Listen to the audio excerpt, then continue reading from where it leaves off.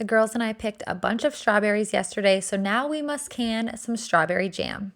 First, you need to wash your jars, and I'm using pints here because we go through a lot of jam, but if you don't, I definitely recommend using half pints. Next, you're going to rinse, hull, and chop all of your strawberries. This is the longest part of the process, so put on some good music and prepare to be here for a while. I processed 24 pounds of strawberries this day, so it did take me quite a while, but it's worth it because this is my most favorite thing to eat from my pantry. And make sure you're saving those tops because you can make a strawberry top simple syrup to add into your milk or put on ice cream or pancakes, and it's delicious. Next, you're going to add 3 inches of water to your canner and then fill each of your jars half full with water and place them into the canner. The jars, water, and the canner should all be cold at this point. And if you're just getting into canning and you still need to buy a canner, I highly recommend this one. I will link it below in the description. It's a set it and forget it type canner, and I love it. I wish I had started with this one.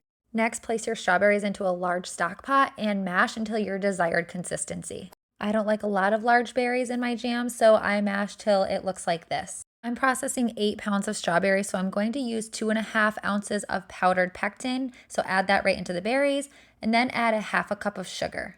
Mix everything together and then turn your heat on to medium. While that heats up, add your lids to some hot water so that the rubber seal becomes soft.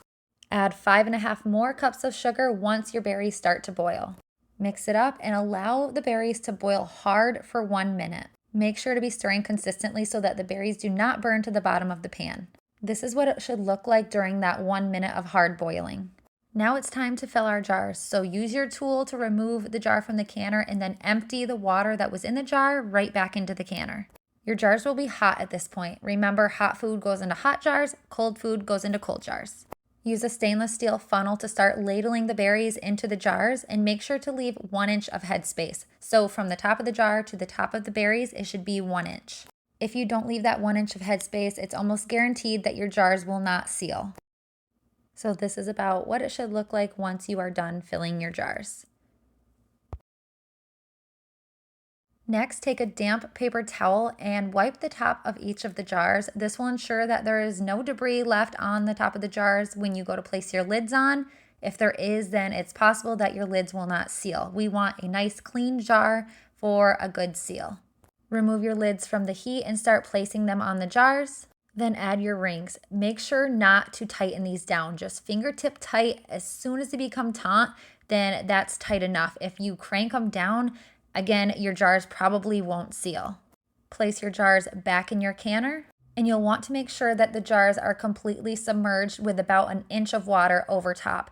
If there's not enough, boil some water and then put that in there. That's what I'm doing here with this kettle. I had previously boiled water, not knowing if it was going to be high enough. Thankfully I did, because I did have to add a little bit of water to bring that up to about 1 inch above the jars. We're going to be water bath canning these for 10 minutes. So because we're water bath canning, we're not going to be adding a weight on the top, but I put the lid back on because with this canner, that is what's recommended. But again, we're not putting the weight on. We're not going to be adding any pressure to the canner. We're just putting the lid on so the heat stays in. And like I said, this is a set it and forget it type canner, which I absolutely love. You just set the time that you want and then press start, and it does it all for you. It's heating up here, as you can see. And then once it's heated up, then the timer starts, and then it will go through the whole canning process, and it will beep once it's completely cooled down, and that's when you can remove the jars. I have canned for the last 14 years with the old-fashioned canner, but I was married to the kitchen during the canning process, and I like to be able to walk away from the canner if I need to. So now the canning process is complete. It has beeped because it's cooled down enough to remove the jars. So take them out and just kind of dump off the water that's accrued on the top of the jars and place them on the counter to cool. If you have hard water like I do, you will see a white film that has accrued on the outside of the jars, but once they're completely cooled, you can just rinse off the jars.